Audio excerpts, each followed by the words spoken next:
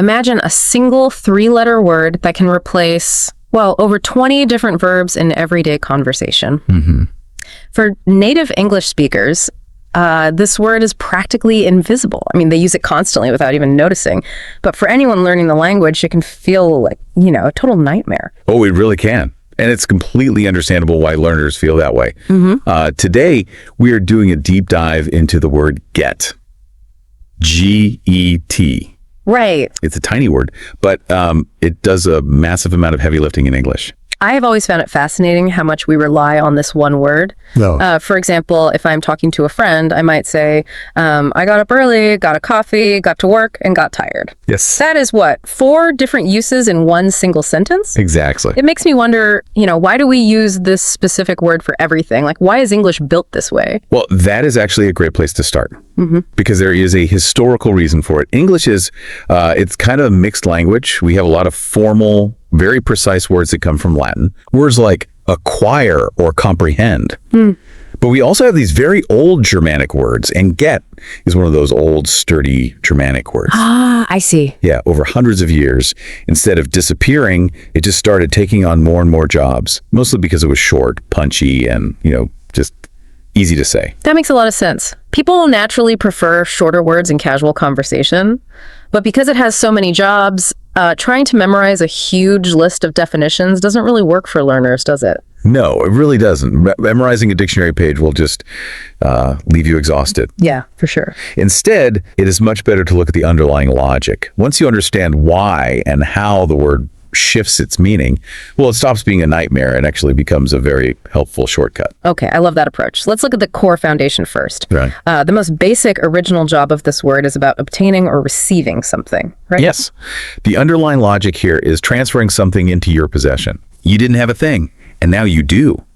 In our modern, digital world, we see this constantly with communication. Like saying, I got your text message. Or, did you get my email? Exactly.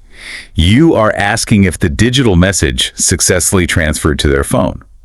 But it works for physical items too, and even abstract concepts. Oh, really? Like what?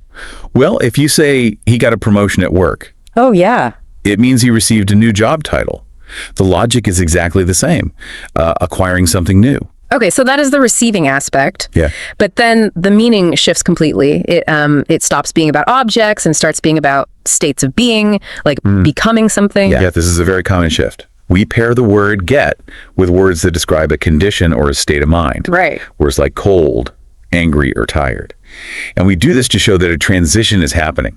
I would argue this is probably the most confusing part for learners because it feels like the word is actively changing its identity. Oh, absolutely. I actually like to think of the verb get as a chameleon. The lizard that changes its skin color? Oh, that is a brilliant metaphor. A chameleon verb. I like that. Yeah. But it's not just that it randomly changes color, right? The chameleon changes color specifically because of the branch it is sitting on. The environment forces the change. So with this verb, the grammar around it forces the change. The word next to it tells you what color it is. That is a crucial distinction. The context is everything. So if the chameleon is sitting next to the word dark, right, like in the sentence, it is getting dark outside. Okay.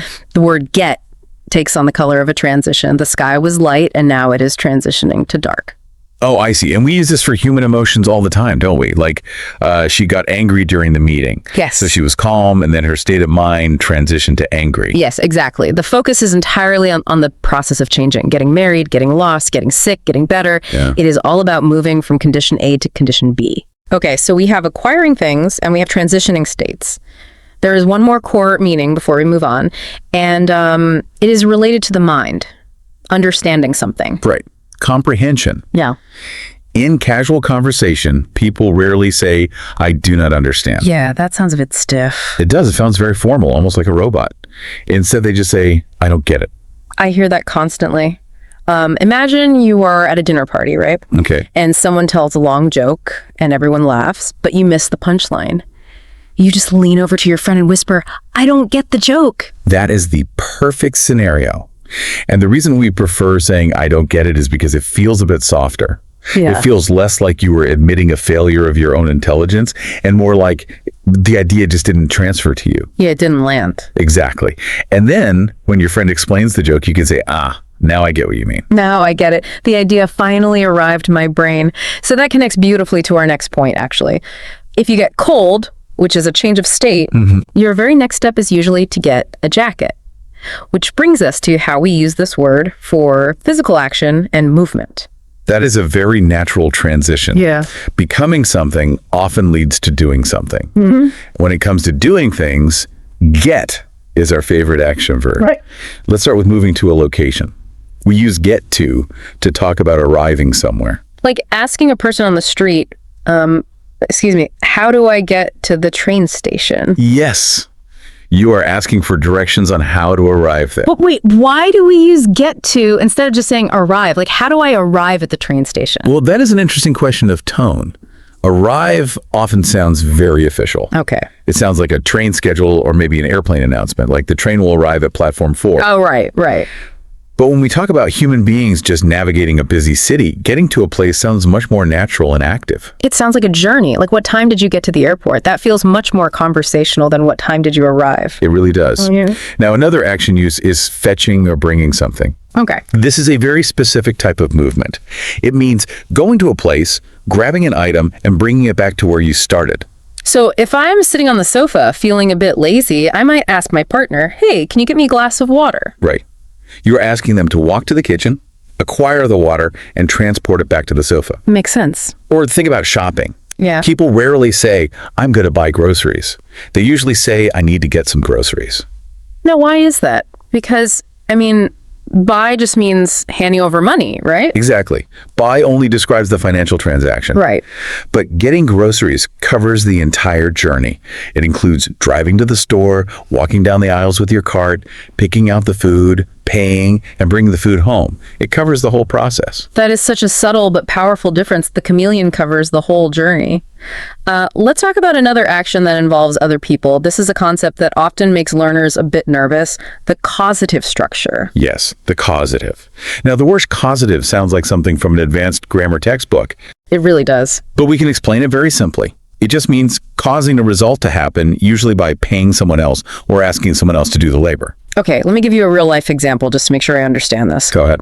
If I spend my Saturday afternoon with a wrench covered in oil, working under my vehicle, I would say I fixed my car because I did the physical labor. Yes, you did the action yourself. But if I drop my vehicle off at the mechanic, hand them my keys and pay them money, well, I didn't do the physical work. So I say, I got my car fixed.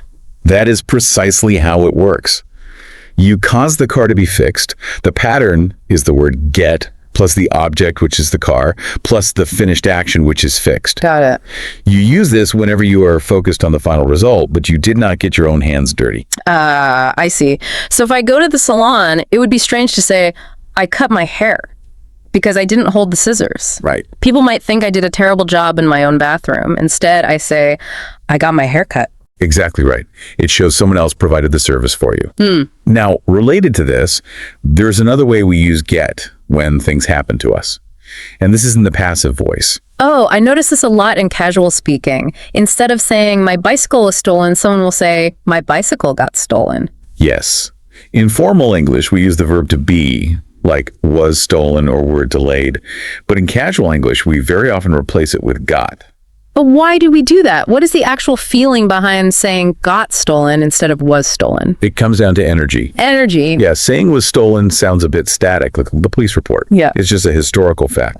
But saying my bicycle got stolen feels faster, more sudden, and usually more negative. It emphasizes that an event happened to the subject, usually unexpectedly. That makes total sense. Like, he got fired from his job. That feels much more sudden and shocking than he was fired. It highlights that negative surprise. It really does. Now, everything we have discussed so far is just the single word get. But the real magic, and honestly the real challenge for learners, happens when we start attaching small words to it. You are talking about phrasal verbs. Yes, I am. This is when the chameleon really goes wild. We take get and stick a short word like in, on, up, or over right next to it, and the meaning completely transforms. Yes, it does. Let's look at a classic trap that confuses almost every traveler learning English. Transportation. Oh, the bus versus the car. I hear people mix this up all the time. Constantly. We say get on the bus, but we say get in the car. It seems, completely random. It does seem random at first glance. I mean, why are you on a train but in a taxi? But there is actually a very simple physical logic to it. Our brains categorize spaces differently based on how we move inside them. Okay. So ask yourself this question. Can you stand up and walk around inside the vehicle? Stand up and walk around. Okay, I'm thinking about it. If the vehicle is large enough that it acts like a platform, meaning you can step onto it, walk down an aisle, your brain treats it like a floor. Oh, wow. So you get on a bus, you get on a train, and you get on an airplane. Oh, that is fascinating. The brain sees it as a walking surface. Exactly. But a car or a taxi does not have an aisle. I have to bend my body and fold myself inside it. Right. Your brain treats a small vehicle like a container or a box. Because you cannot stand up and walk, you're placing yourself inside a container. So you get in the car and you get in a taxi. Platform versus container. That underlying logic makes it so much easier to remember. You get on a platform, you get in a container. It is a great rule of thumb. Mm-hmm. Now let's move away from physical transportation and look at life and relationships. Phrasal verbs often use physical movement to describe emotional journeys. Okay, that sounds interesting. Let's take the phrase get over. Get over, like getting over an illness. If I have a terrible flu for a week and then I finally feel healthy again, I say I got over the flu. Yes. The underlying logic here is a physical obstacle. Imagine a large wall blocking your path. Okay. The flu is the wall. When you recover, you're metaphorically climbing over the wall and leaving it behind you. I love that spatial metaphor. You can do that with bad experiences too, right? Yes, absolutely. Like if I have a disastrous presentation at work, I might need a weekend to just relax and get over it. Exactly. You are moving past the obstacle. Now let's look at another spatial metaphor. Get along. Oh, like having a good relationship with someone. I get along with my coworkers. Right. Think of the word along. It means moving forward on a path. Okay. If you get along with someone, you're moving forward on the path of life together smoothly without crashing into each other. You are friendly and cooperative. Moving smoothly on the same path. That is a great visual. What about get through? Well, through implies a barrier that surrounds you. So getting through something means completing a very difficult, stressful task. But practically speaking, we use this constantly when dealing with telephones and customer service. Oh, absolutely. I know exactly what you mean. You call a massive company, you listen to hold music for 45 minutes, you push 5 different buttons. Yep, we've all been there. Finally, a human voice says hello. You might say to them, wow, I finally got through to someone. That is the perfect context. You pushed your way through the barrier of the automated phone system. The chameleon changes its color to match the space. Getting on a bus, getting over a cold, getting along with friends. The logic is all about how we visualize space. It really is. And beyond these spatial metaphors, this verb is also the star of many everyday idioms. Right, idioms.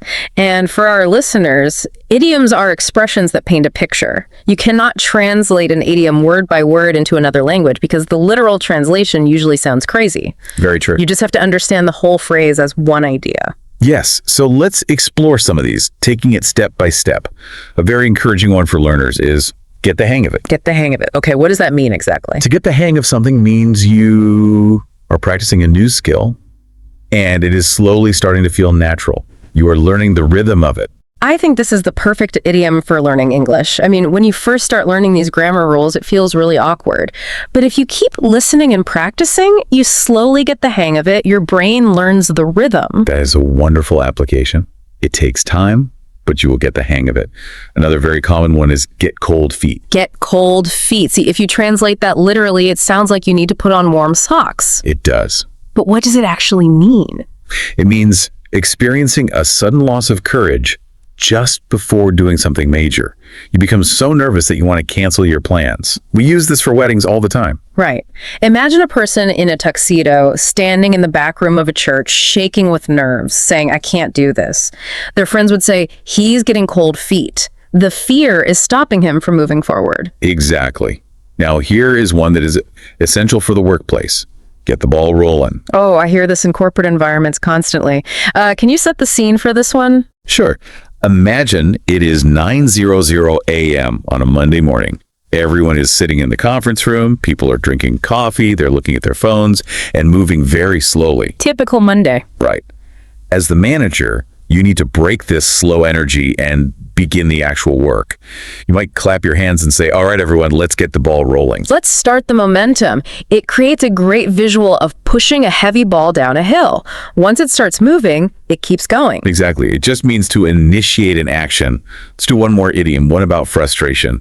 Get on someone's nerves. Nerves. That refers to the feeling of being annoyed, right? Yes. If something is bothering you continuously, it is getting on your nerves.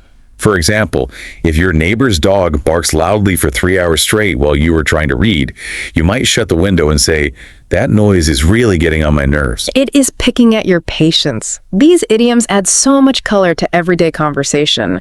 But as learners start using these phrases, they are bound to make some mistakes, aren't they? Oh, of course. Mistakes are completely natural.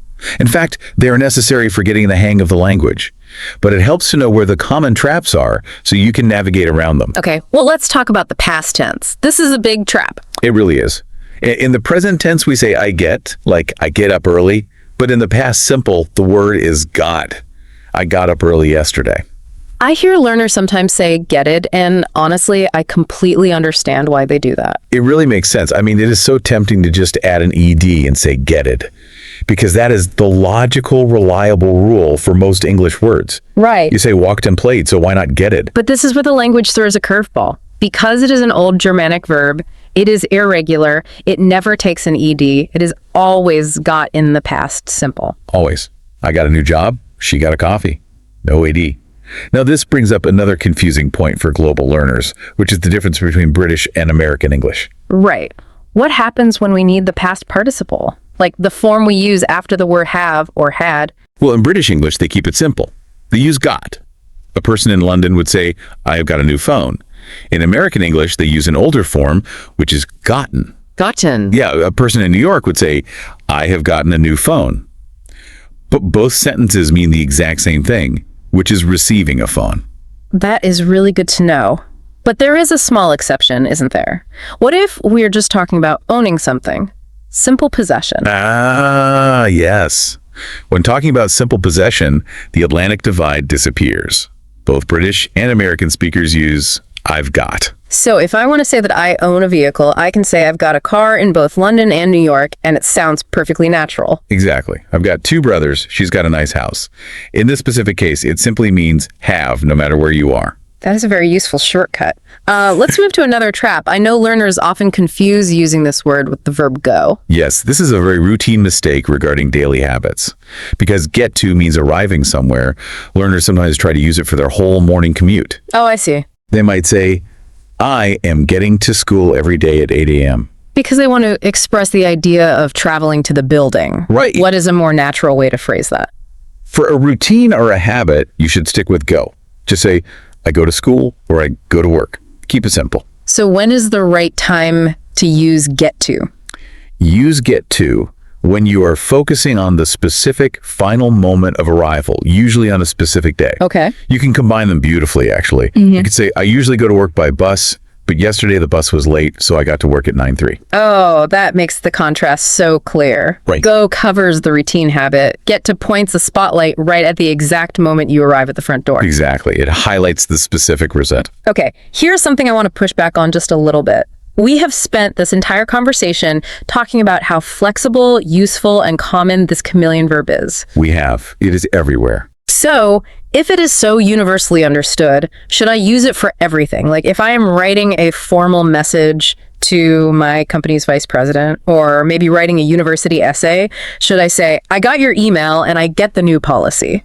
That is an excellent question. And the answer is a very firm no. No. No. In formal writing, overusing this word is actually a mistake. Really? Why is that if native speakers use it so much in daily life? Because it is a casual, conversational chameleon. Yeah. In a professional email or an academic paper, you don't want a chameleon. You want precision. You want exact, specific language that leaves absolutely no room for confusion. I see. So instead of telling the vice president, I got your email, what is the better approach? Trade the Germanic word for the Latin word. Say, I received your email. I received your email. Yeah, it instantly sounds more polished and professional. It does. In a university essay, instead of writing the scientist got a result, you write the scientist obtained a result. Instead of the economy got worse, you write the economy deteriorated. So the golden rule is use the flexible chameleon when you are speaking and chatting casually with people. But when you put on a suit and tie to write formally, leave the chameleon at home and use precise vocabulary. That is the perfect way to summarize it. Well, this has been such a revealing look at one tiny word. We have seen that it is an incredibly powerful tool. I mean, it helps us talk about receiving things, changing our emotions, understanding jokes, and moving around the world. And to build phrasal verbs based on physical space and colorful idioms that bring the language to life. My main advice to learners listening today is this: just take it step by step. Do not feel pressured to memorize every single scenario we just discussed. You really don't have to learn all the colors of the chameleon in one afternoon. That is great advice. Just let the context help you. Look at the words sitting next to the verb, and the meaning will usually reveal itself. Mastering this word unlocks massive confidence, but it is a gradual process. To wrap up our deep dive today, we want to leave you with a final thought, something that connects this ancient little word to the future. Yes, we often think of language as just a mathematical code that can be easily translated, but this word proves that language is deeply human. How so? Well, modern artificial intelligence and machine translation models often fail completely when they encounter the word get. That is fascinating. Why do computers struggle with it so much? Because computers want rigid dictionary definitions. But as we've learned today, get relies entirely on human context. Right. It relies on knowing whether a vehicle is a platform or a container. It relies on the emotional nuance of a joke or the feeling of an annoying noise. When an AI tries to translate an idiom like getting cold feet, it often literally translates it into needing a pair of warm socks in another language. That is incredible. So it actually thinks you need warm socks. Exactly, yeah. A supercomputer gets confused by a three-letter word because it lacks the human experience to understand the context. What a profound way to look at it. It is not a computer code. It is human connection. It really is. Well, thank you for joining us on this deep dive. Keep practicing, trust the process, and soon enough, you will definitely get the hang of it.